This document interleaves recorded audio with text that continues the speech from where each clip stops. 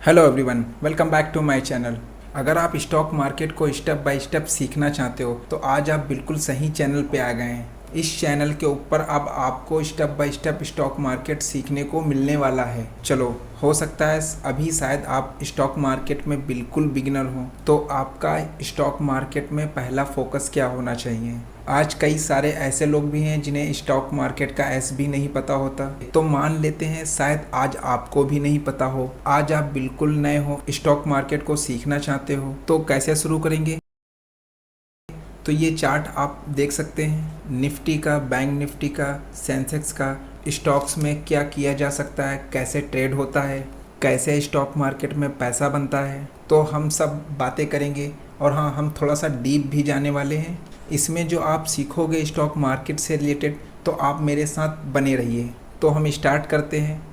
तो अब ये स्टॉक मार्केट होता क्या है, कई लोगों को अगर ये भी नहीं पता तो मैं बता देता हूँ।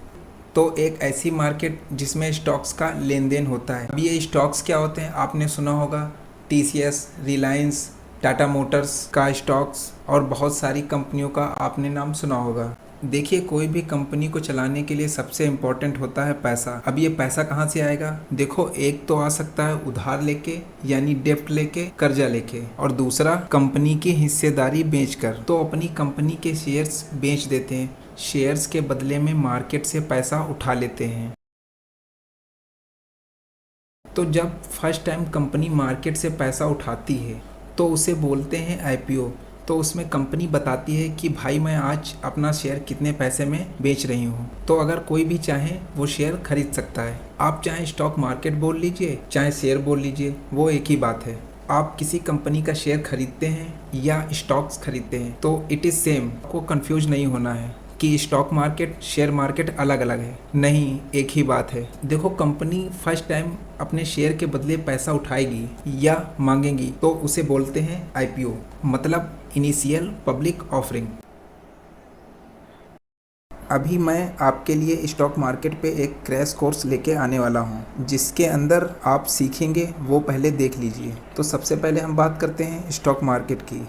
तो लोग इन्वेस्टमेंट की बात करते हैं कि स्टॉक मार्केट में इन्वेस्टमेंट कैसे करें और इन्वेस्ट क्या देख के करें। जैसे फंडामेंटल एनालिसिस कैसे करते हैं, रेशियो एनालिसिस क्या होता है, ईटीएफ्स क्या होते हैं। उसी के साथ साथ आपको technical analysis, mutual fund, SIP compounding कैसे करते हैं। अगर आपको इन्वेस्टमेंट के बारे में कुछ भी नहीं पता, स्टॉक इन्वेस्टिंग और ईटीएफ क्या होते हैं, और जैसे आपको एनालिसिस करना भी नहीं आता, इसी कोर्स में स्टेप बाय स्टेप ये सब आपको फ्री ऑफ कॉस्ट यूट्यूब पे सीखने को मिलने वाला है। तो पहले कहना चाहूँगा, अगर आपने इस चैनल को अभी सब्सक्राइब नहीं किया है तो सब्सक्राइब कर लें, और हाँ, बेल आइकन पे ऑल प्रेस करना ना भूलें, जिससे क्या है कि मेरी आने वाली नेक्स्ट वीडियो का नोटिफिकेशन आपको मिल जाए। एक और चीज़ मैं आपको बता दूं पहले, इस कोर्स के हम कोई भी चार्ज नहीं लेंगे, ये फ्री ऑफ कॉस्ट है। सो दूसरी चीज़, मैं यूट्यूब पे डाल रहा हूँ, आप लोगों से एक ही चीज़ की गुजारिश मैं करूँगा, अगर आपको इन्फॉर्मेशन वैल्यूएबल लगे तो इसे शेयर ज़रूर करिए उन लोगों तक जो अभी भी शेयर मार्केट में नए हैं। और हाँ, मेरी कोशिश यही रहेगी कि मैं आपके लिए हर वीक एक वीडियो लाता रहूँ। अगर किसी दिन मिस हो जाए तो आप बाद में देख सकते हैं, क्योंकि यूट्यूब पर फ्री में अवेलेबल है। और आपको एक बाद में एक प्लेलिस्ट भी मिल जाएगी इस पूरे कोर्स की। प्लेलिस्ट का पर्पस क्या है कि स्टेप बाय स्टेप आप सीखेंगे। आईपीओ से शुरुआत करते हैं। अब आपने सुना होगा बहुत सारी कंपनियां अपना आईपीओ लेके आती हैं। अब भाई, कंपनी बोलती है कि मेरे आईपीओ का शेयर एग्जाम्पल के लिए 2000 का भाव में है, एक शेयर आपको 2000 रुपये में मिलेगा, और वो जब स्टॉक लिस्ट हो जाता है, अब जो ये आईपीओ के अंदर शेयर लिस्ट होता है, लिस्ट का मतलब होता है कि अल्टीमेटली एक एक्सचेंज पे लिस्ट होगा आके, जिस पे लोग शेयर बेच खरीद सकते हैं। तो ये एक्सचेंज को NSE, national stock exchange, BSE, Bombay stock exchange, तो सारे आईपीओस आके एनएसई, बीएसई पे आके लिस्ट हो जाते हैं। लिस्ट होने पर तो उसका भाव क्या होता है, अगर ये एग्जाम्पल के तौर पर बढ़ के मिलता है, अगर 2000 का शेयर बढ़ के 3000 पे खुला, तो इसे बोलेंगे कि भाई यहाँ पे इसे 50% का लिस्टिंग गेन मिल गया। तो लोग आईपीओ में पैसा लगाते हैं। बट आपने सुना होगा एक रिसेंटली इन्फोनेटिव सॉल्यूशन का आईपीओ आया था।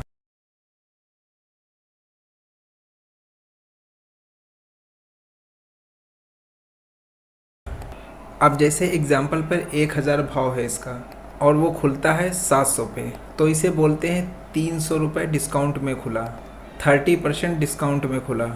तो डिस्काउंट में खुलना मतलब लोगों का नुकसान हो गया।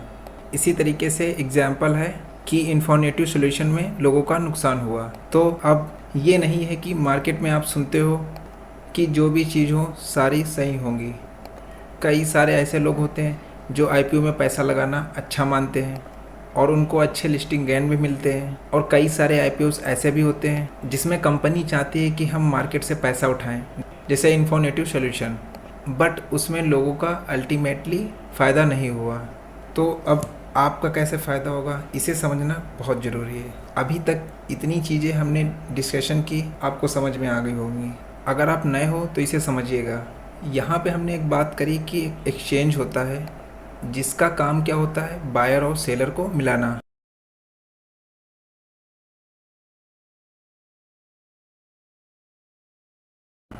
आप एक स्टॉक बाई करना चाहते हो 1000 रुपये का,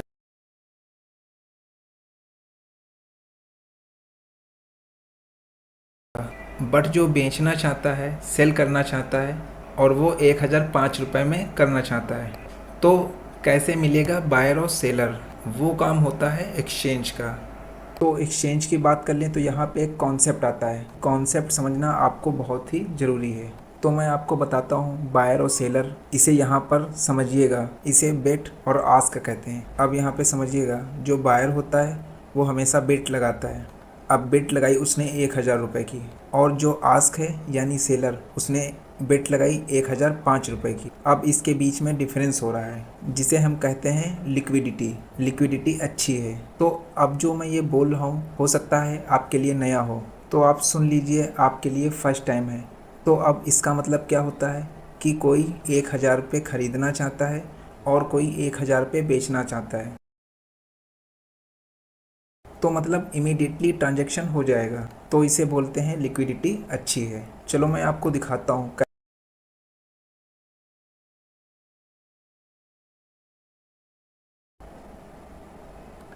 तो अब आपको करना क्या चाहिए, ऐसे स्टॉक्स में ट्रेड करना चाहिए जहाँ पे लिक्विडिटी आपको अच्छी मिले। अभी आप समझे बिट का मतलब क्या होता है, कि जो मार्केट में अभी जो बायर हैं वो मैक्सिमम कितने पैसे देने के लिए तैयार हैं एक शेयर खरीदने के लिए। जैसे ये एग्जाम्पल के लिए 1000 रुपये, और वो जो सेलर है उसकी आस्क है कि मैं भाई 1005 रुपये में बेचूंगा। तो अब ये देखिए, यहाँ पे जो 5 रुपये का डिफरेंस हो रहा है, इसे क्या कहते हैं? इसे कहते हैं स्प्रेड। ये स्प्रेड बड़ा है, ये स्प्रेड जितना छोटा होगा उतना बढ़िया है। मतलब अगर यहाँ पर बिट आ रही है 1000 रुपये की और एग्ज़ाम्पल 1001 आस्क है, तो ये क्या होगा, ये स्प्रेड बहुत छोटा हो गया, 10 पैसे का स्प्रेड हो गया। तो ये स्प्रेड को समझना बहुत ही ज़रूरी है। आप नए हो कोई बात नहीं, ये जो छोटी छोटी चीज़ें होती हैं लोग इसे इग्नोर कर देते हैं, बट ये ज़रूरी होता है। मैं आपको इसका रीज़न बताता हूँ कि मान लीजिए अगर आप कोई शेयर बाई कर रहे हैं, उसमें लिक्विडिटी ही ना हो। तो मैं आपको एक एग्ज़ाम्पल बताता हूँ। मेरा एक दोस्त है जिसने ऑप्शन में पोजीशन बना रखी थी, मतलब स्टॉक का ऑप्शन बाई कर रखा था, एग्ज़ाम्पल के तौर पर 10,000 रुपये का, और अल्टीमेटली उसका 5000 का प्रॉफिट भी होने लगा। अब जैसे ही उसने अपनी पोजीशन को स्क्वायर ऑफ किया, मतलब कट किया, वो जाके कटा 12,000 के आसपास। मतलब उसका 3,000 रुपये का अल्टीमेटली लॉस हो गया। अब ऐसा क्यों हुआ उसके साथ? मैंने आपको बताया था लिक्विडिटी प्रॉब्लम, कि कभी कभी ऐसा भी होता है कि जिस प्राइस पे हम बेचना चाहते हैं उस प्राइस पे वहाँ पे कोई लेने वाला नहीं था। इसी की वजह से वो 12,000 रुपये पे कटा जाके, जिसमें अल्टीमेटली 3,000 का लॉस हो गया। अब देखो कि कई सारे स्टॉक के ऑप्शन ऐसे भी हैं जहाँ पे लिक्विडिटी प्रॉब्लम रहती है। अभी हम निफ्टी की बात कर लें, उसके ऑप्शन में भर भर के लिक्विडिटी रहती है। तो ये छोटी छोटी चीज़ें होती हैं जिस पे आप लोगों का फोकस होना चाहिए। ऐसे शेयर या स्टॉक्स में ऑप्शन में पोजीशन नहीं बनानी चाहिए जिसमें लिक्विडिटी प्रॉब्लम हो। फिर ये थोड़ा सा नया है, ये मैं आपको आगे आने वाली वीडियो में बताऊंगा। शायद ये चीज़ एक बार में आपको समझ में ना आए, तो ये वीडियो यूट्यूब पे फ्री में अवेलेबल है, आप जाके फिर से देख सकते हैं। वेल, अगर आपको ये वीडियो इन्फॉर्मेटिव लगी तो लाइक करें, सब्सक्राइब करें और हाँ, बेल आइकन दबाना ना भूलें, जिससे कि मेरी आने वाली नेक्स्ट वीडियो आपसे मिस ना हो।